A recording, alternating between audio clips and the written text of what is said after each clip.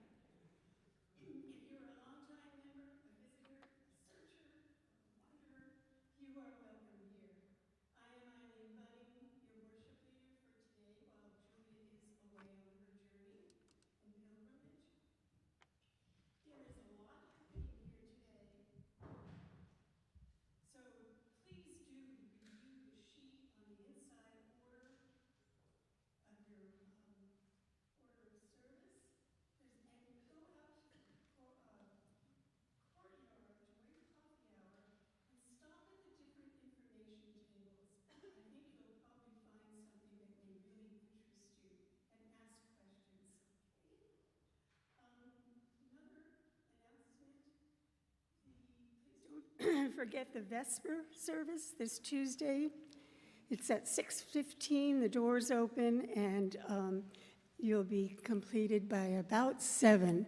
It's a wonderful time to come, enjoy some moments of peace, some music, and just quiet within our community of caring. So Tuesday evening. And now I would like to ask Ken Beiser to come up and tell us what he's been cooking up for us.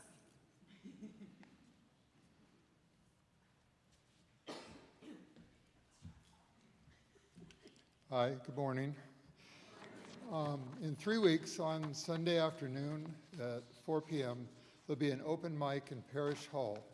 This is for poetry reading or songs, or just come and listen. There'll be refreshments, and there'll be an open mic. So we've done this before, and it's been a real success. So I hope to see you there.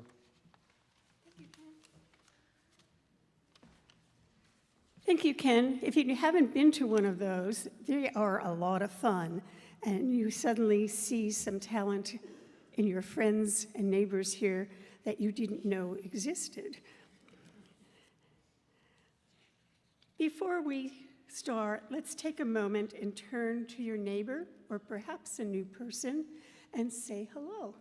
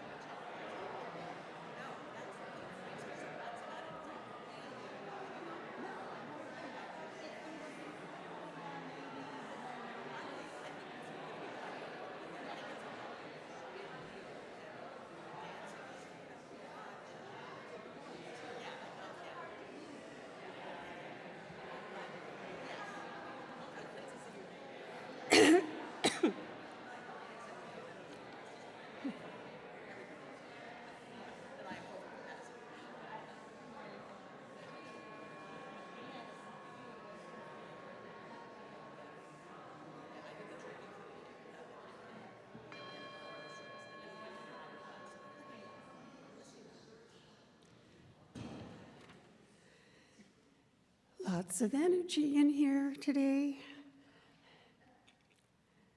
As we begin our service, I would first like to share a few words. When I met with Julia to talk about today's service a couple weeks ago, she asked me if I had any ideas. I confessed, not as of yet. Then she asked if I was familiar with the concept of Lectio Divina. Well, I was raised Catholic, and having studied Latin for 3 years, I recognize the practice of reading scripture or other inspirational writings, reading it slowly and with an open mind to hear what our heart or the divine might be saying to us through that writing. Then she pulled a book from her shelf. It's called Meditations of the Heart, and it's by Howard Thurman. And while I and several of us, the team, were not very familiar with his writings, our service took off today. And I have to say, I love being on this team, and I have gained a great appreciation of all that it takes to bring this together every Sunday. And there are going to be glitches because we have some staff out, and they haven't been replaced, and you kind of wait, seeing what it's going to be. But Matthew, thank you for pulling it out of the pot last night. The music, the theme, the electronics, I have great admiration for all the spirits and ability to work and support each other and the love for learning new things. I hope you will feel the same when we bring the service to the close. Now we'd like to do the chalice lighting, and I would like to ask our newest member to the worship team, Sarah Davis, to light our chalice for us.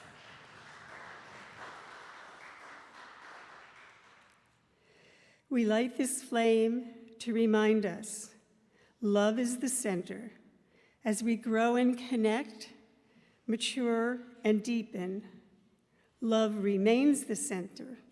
When the light of truth burns all else away, it's love that remains. And thank you, Sarah, for joining us. I think the one good thing for this morning is Sarah.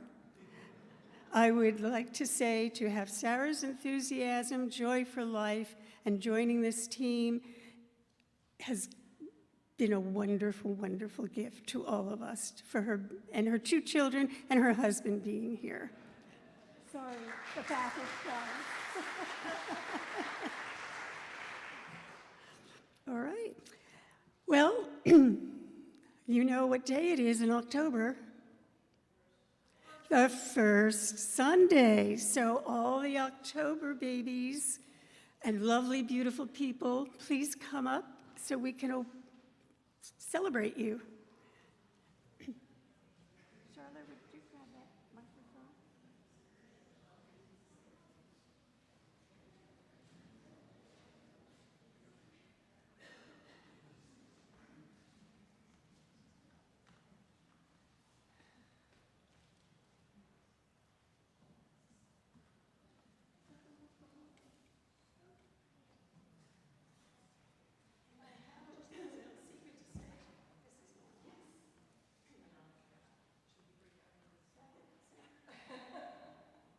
Got it?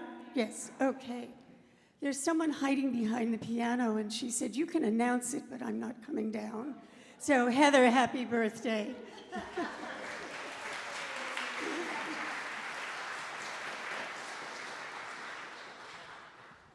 this around. If you would just say your name, possibly the date that you were born, or just the day you were born, or anything else, how wise you are, how many years.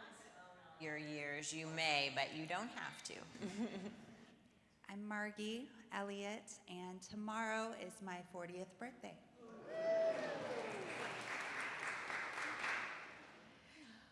I'm Julie, and I'm cheating because I was born in September, but I wasn't here. but I want to announce that I'm 88 wonderful years old. Hi, I'm Linda Leiker. I'll be 82 on the 20th. Hi, I'm Ken Beiser. My birthday's on the 17th of October. I'm Nancy Beiser, and my birthday's on the 24th of October, and I will be 74.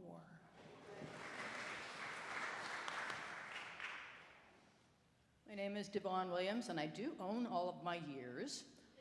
I was born on October 30th, 1951. You'll have to do the math yourself.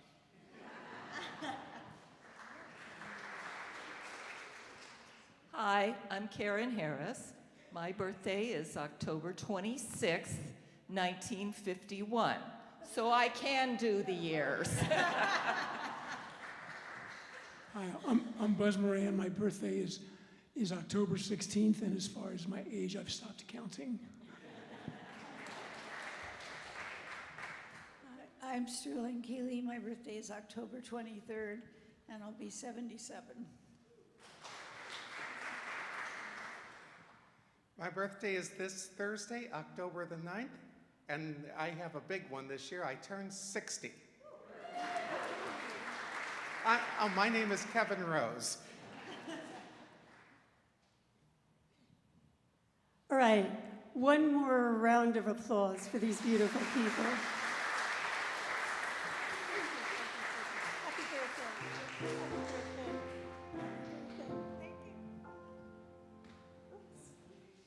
Please rise and embody our spirit as we sing our next hymn, 1017 in the Teal Hymnal, Building a New Way.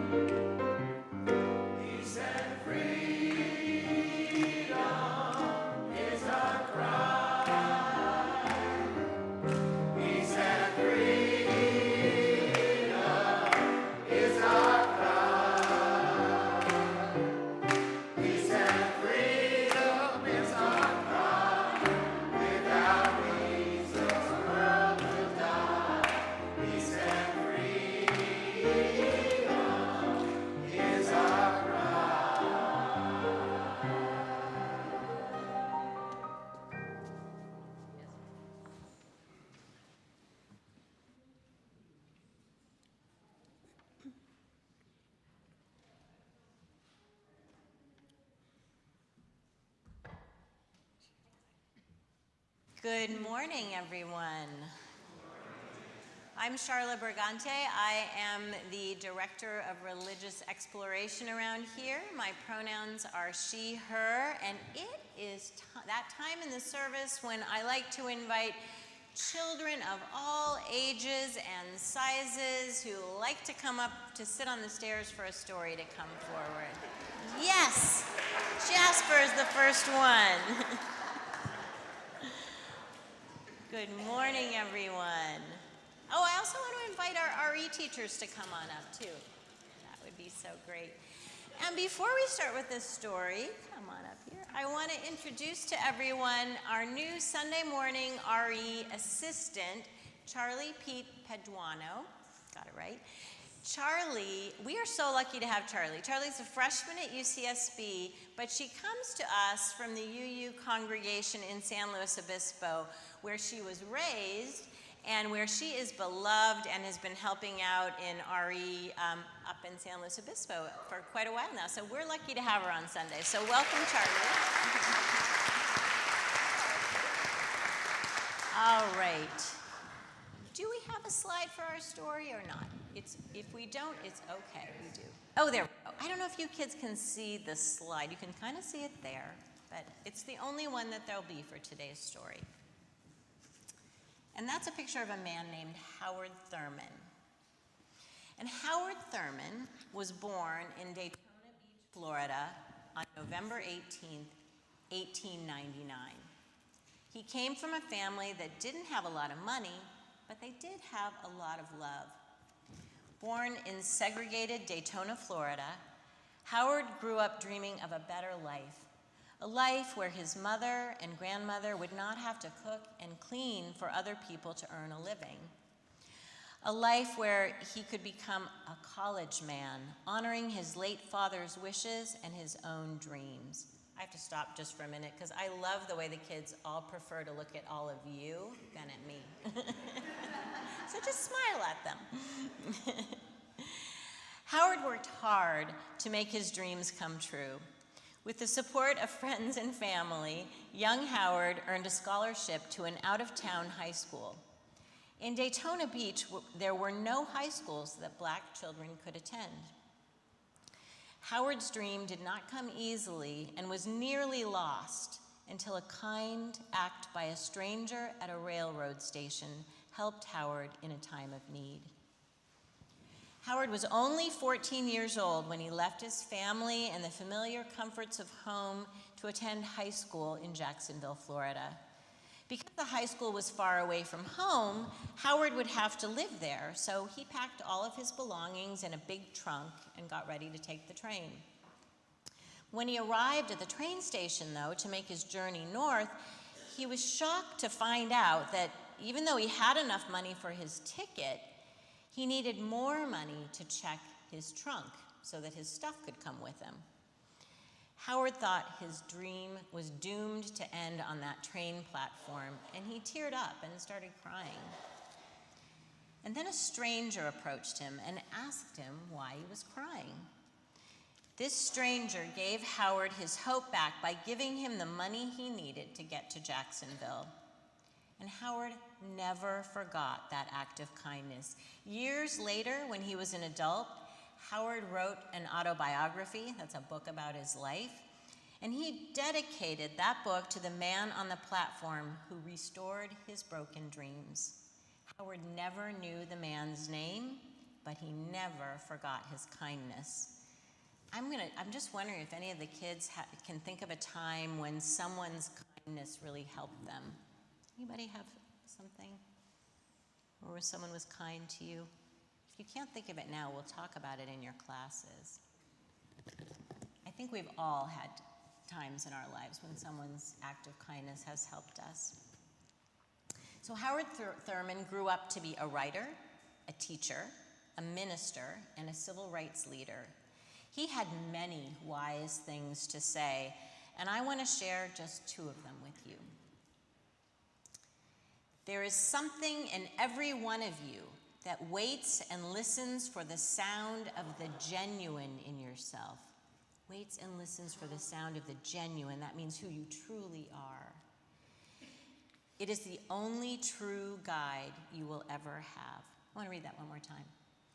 There is something in every one of you that waits and listens for the sound of the genuine in yourself. It is the only true guide you will ever have. And he said these wise words too. Don't ask what the world needs. Ask what makes you come alive and go do it. Because what the world needs is people to have come alive.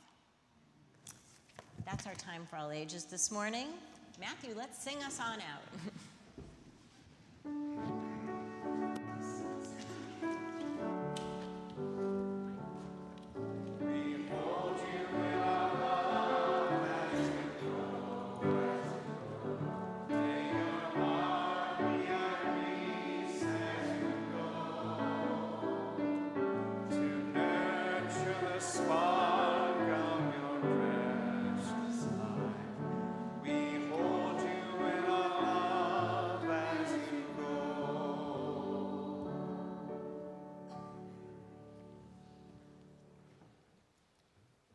She left. I want to thank Charla. She called me and said, I'm not sure I know who Thurman is. I'm not sure anybody here knows who Thurman is. She wrote that story after researching some of the history and who he was and so forth. So this is a team. I love it. Okay, now a time for us to settle in. Settle into your seat, be comfortable, perhaps take a deep breath and let it out very slowly. And I'm going to like to share with you.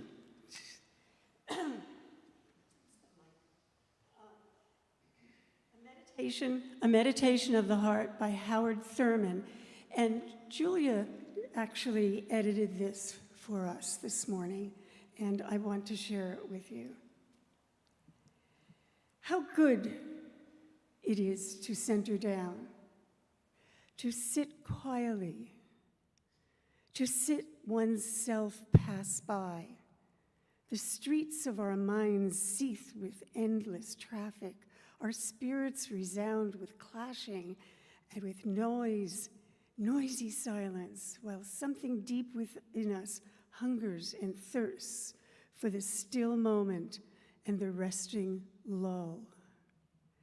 With full intensity, we seek ere the quiet passes, a fresh sense of order in our living, a direction, a strong, sure purpose that will structure of confusion and bring meaning to our chaos. We look at ourselves in this waiting moment and reflect upon the kind of people we are, the kind of people we want to come. The questions persist. What are we doing with our lives? What are the motives that order our days? What is the end of our doings? Where are we trying to go? Where and what do we put the emphasis on our values that we are focused on? For what end do we make sacrifices? Where are our treasures, and what do we love the most? What do we hate most in life? And to what are we true? Over and over, the questions beat in upon the waiting moment as we listen, floating up through all the jangling echoes of our turbulence. There is a sound of another kind, a deeper note which only the stillness of the heart makes clear. It moves directly to the core of our being. Only then are our questions answered. our spirits are refreshed, and we can move back into the traffic of our daily round with the peace of the eternal in our step. How good it is to center down.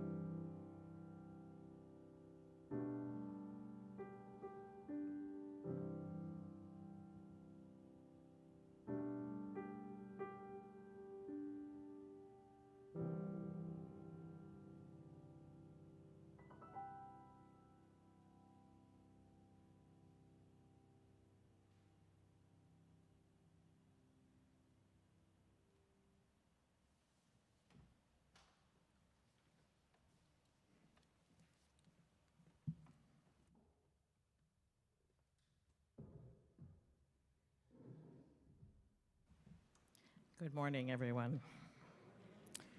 My name is Deb Karoff. I'm delighted to see you again.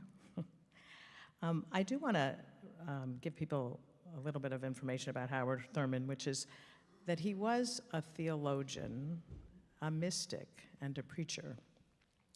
And I have a quotation I'm going to read from Meditations of the Heart, and it was written in 1953. And it's very long. It's 5 paragraphs, so bear with me. But it's quite provocative, and I wanted to read it and then tell you some of the things that came to mind as I read it. Quote, "Are you a reservoir, or are you a canal or a swamp? The distinction is literal. The function of a canal is to channel water. It is a device by which water may move from one place to another in an orderly and direct manner. It holds water in a temporary sense only. It holds it in transit from one point to another. The function of the reservoir is to contain, to hold water. It is a large receptacle designed for the purpose, whether it is merely an excavation in the earth or some vessel particularly designed for that purpose. It is a place in which water is stored in order that it may be available when needed. In it, provisions are made for outflow and inflow. A swamp differs from either. A swamp has an inlet, but no outlet. Water flows into it, but there is no provision made for water to flow out. The result? The water rots and many living things die. Often there is a strange and death-like odor that pervades the atmosphere. The water is alive, but apt to be rotten. There is life in a swamp, but it is stale. The dominant, and this is still Thurman talking, the dominant trend of a person's life may take on the characteristics of a canal, reservoir, or swamp. The important accent is on the dominant trend. There are some lives that seem ever to be channels, canals through which things flow. They are connecting links between other people, movements, purposes. They make the network by which all kinds of communications are possible. They seem to be adept at relating needs to sources of help, of friendlessness to friendliness. Of course, the peddler of gossip is also a canal. If you are a canal, what kind of things do you connect? Or are you a reservoir? Are you a resource which may be drawn upon in times of others' needs and your own as well? Have you developed a method for keeping your inlet and your outlet in good working order so that the cup from which you give is never empty? As a reservoir, you are a trustee of all the gifts bestowed upon you. You know they are not of your own making. Are you a swamp, he asks? Are you always reaching for more and more, hoarding whatever comes your way as your special belongings? If so, do you wonder why you are friendless? Why the things you touch seem ever to decay? A swamp is a place where living things often sicken and die. The water in a swamp has no outlet. Canal, reservoir, or swamp.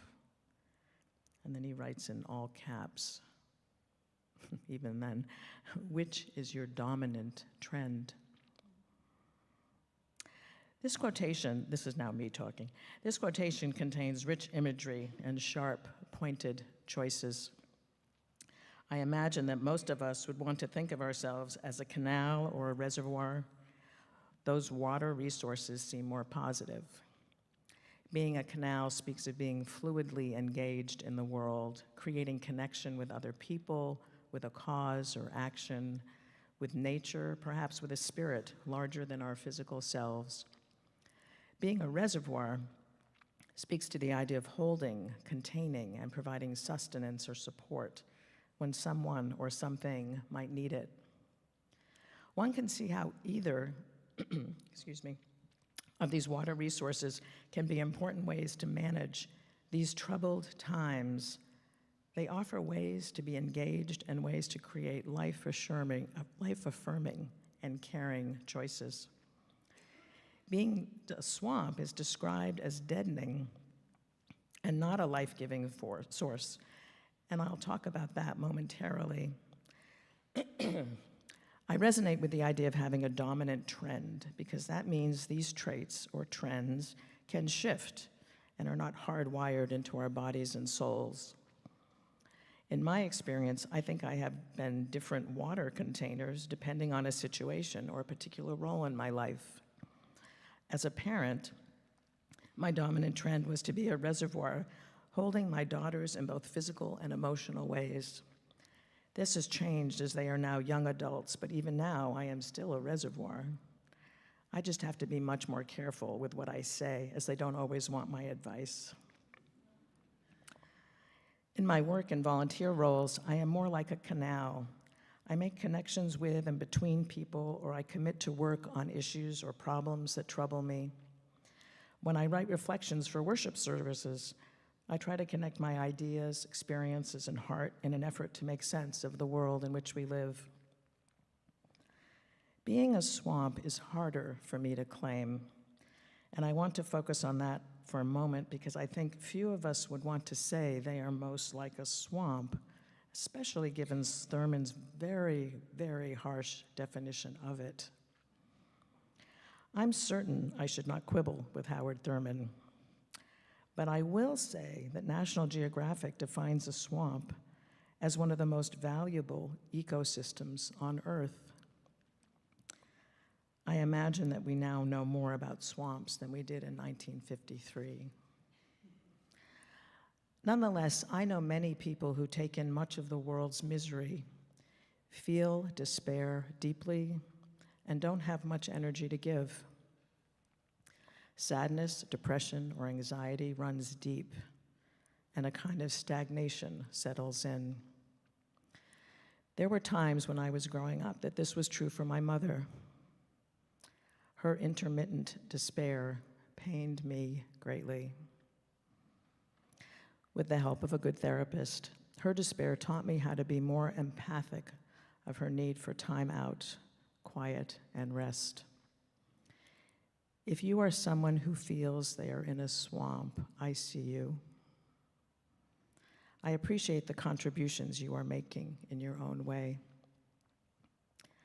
I believe each water container has great value. No matter whether I am a canal, a reservoir, or a swamp, each one is connected to the other and feeds the ecosystem that we all live in. Each container can feed our resilience, offering movement, renewal, and/or rest. We need all of them to cope these days. Thank you.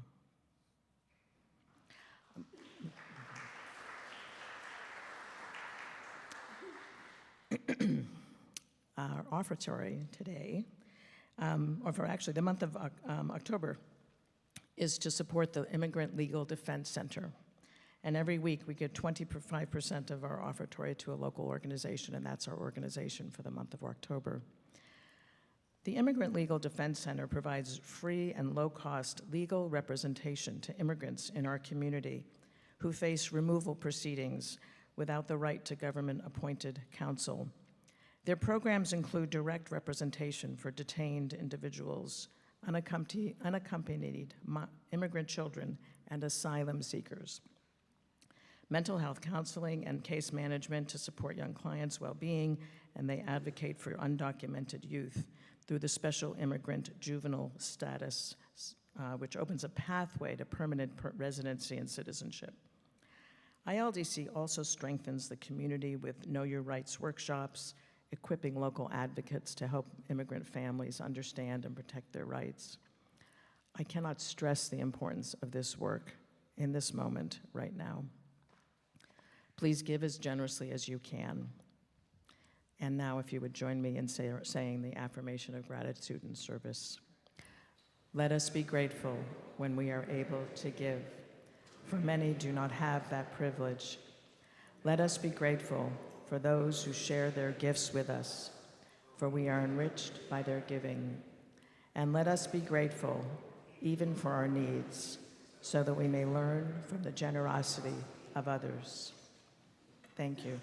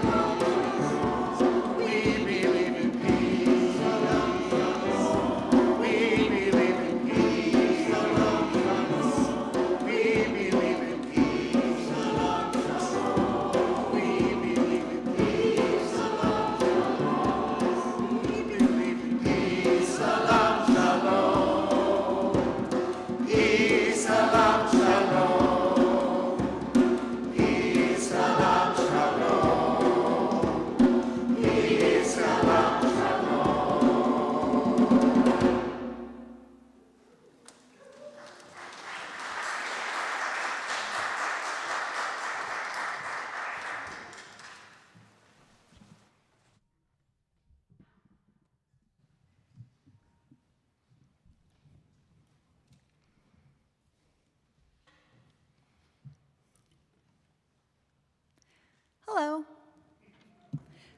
I'm Sarah Davis, and I don't have a lot of time for meditation. I have a full-time teaching job, 2 kids, and I volunteer for way too many things.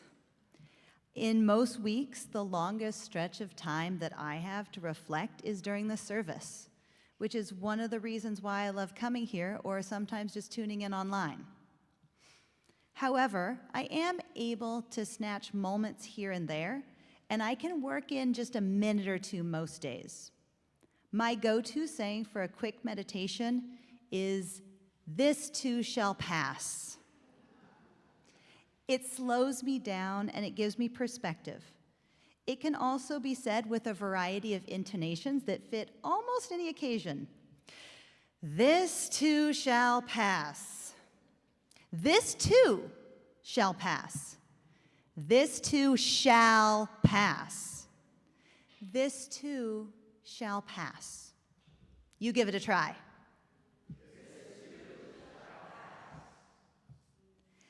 If you've spent much time around kids, you know that they go through some difficult phases. They also go through some fun phases. I remember, though, that teething was a really hard one for us. There was lots of fussing and no real way of offering comfort. Especially in the middle of the night, it was really frustrating.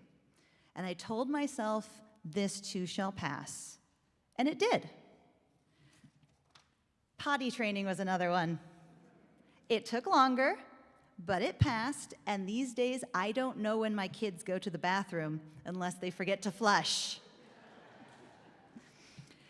We are still working on sleeping all the way through the night, but I know that my son will not still wake us up to come crawl into bed with us when he is in high school, right?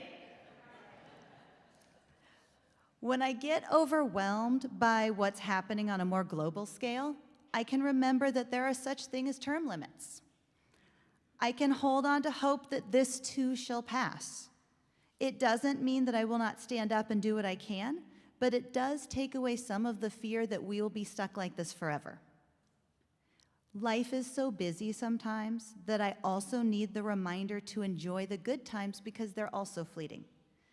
The other day I was walking with my son who just turned 8, and he wanted to hold my hand. And I thought to myself, this too shall pass.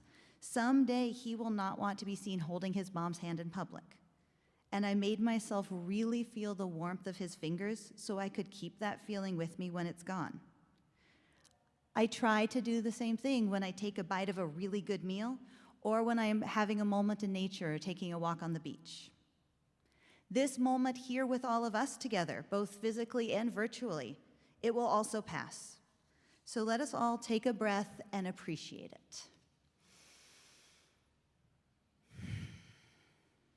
Thank you.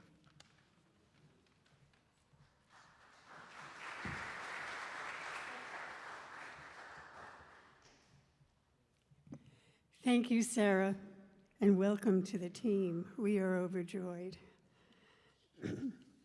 I'd like to share one last gentle reflection.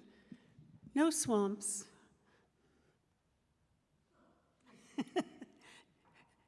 This one is from Joan Chittister. Joan is an 89-year-old, still alive and with us, kicking, American Benedictine nun, theologian, author, and speaker.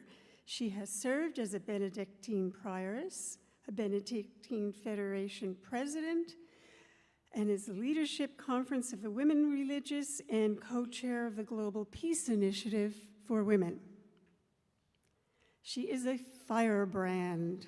She was here in Santa Barbara about 2 years ago, and I had an invitation to listen to her at Trinity. Boy, did she rip the Pope and ripped the Vatican and said, if you guys were women, we'd have what we needed, birth control, we'd have placed on the altar, and she just went on and said, we really need to allow our feminine side on the Catholic, this is the Catholic Church, to change. And I loved hearing that the new Bishop of Canterbury is a woman for the first time. Okay, this is her reflection on listening to your heart. And she calls it finding meaning. Today, we live in a world that judges its achievements by speed and busyness. We live in a whirligig of cyberspace communications that smother us in information and data and instant messaging. Time and pace and thought have very little currency or value now. It becomes harder by the day to find time to think. Instead of thinking, we continue to do, as if we have lost the ability to just be. Be with our thoughts, be with our reflections, and listening to our hearts.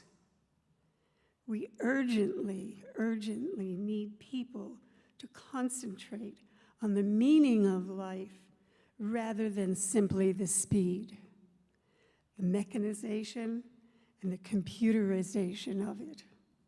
We need to relearn how to listen, take time, slow down, and listen to our hearts. If you want a kick, find some of her readings. She's a wonderful human being.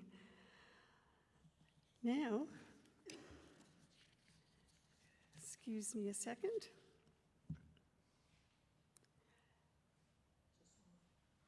It's a song, got it. See, we're a little slow sometimes. It's okay, we get it. Please rise in body or spirit as we sing our closing hymn, 1024, When the Spirit Says Do.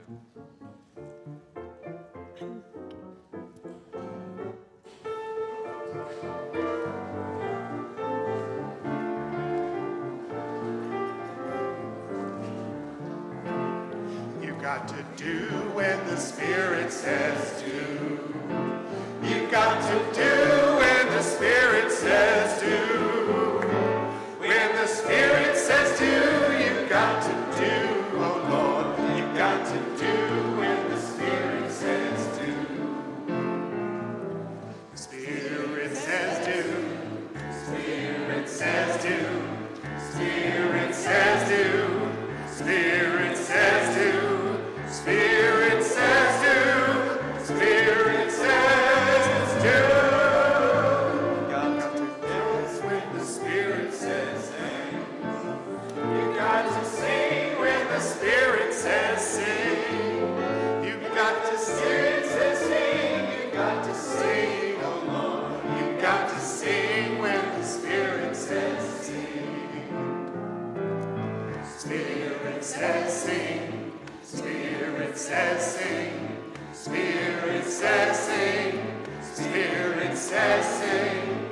Spirit says sing. Spirit says sing. You got to dance when the Spirit says dance. You got to dance when the Spirit says dance. When the Spirit says dance, you got to dance. You got to dance when the Spirit says dance. Spirit says dance. Spirit says dance. Spirit says dance. Spirit says dance. Spirit says dance. Spirit says dance. You got to laugh when the Spirit says laugh. You got to laugh when the Spirit says laugh. When the Spirit says laugh, you got to laugh. You got to laugh when the Spirit says laugh. Spirit says laugh. Spirit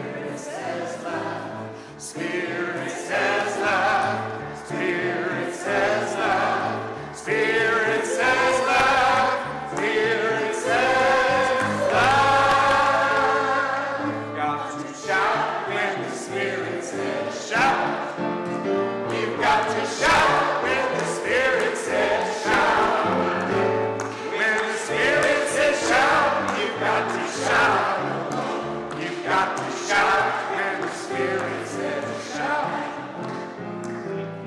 Spirit says shout. Spirit says shout. Spirit says shout. Spirit says shout. Spirit says shout. Spirit says shout. You got to do when the Spirit says do. You got to do when the Spirit says do. When the Spirit says do, you got to do. You got to do when the Spirit says do. Spirit says do. Spirit says do. Spirit says do. Spirit says do. Spirit says do.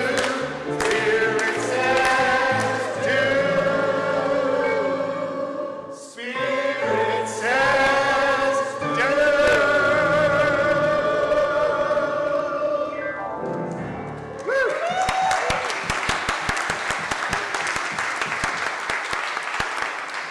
Thank you, Matthew, and the choir. That was great. Now, as we close and extinguish our, oh, he's got it. Okay, we've got it. See, we're flexible. Thank you, Matthew. As we extinguish our chalice, may the light of love shine upon and out from within you.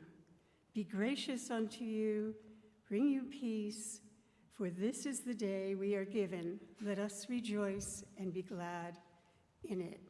Let us call out a blessing.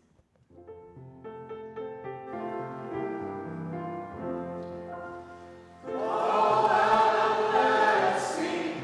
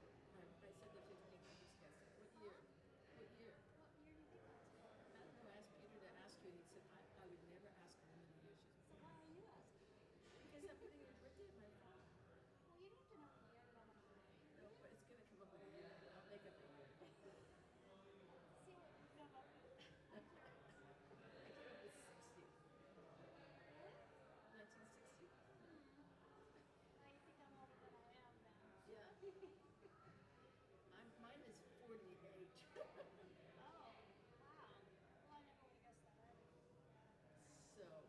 and that's 12 years, so I don't know.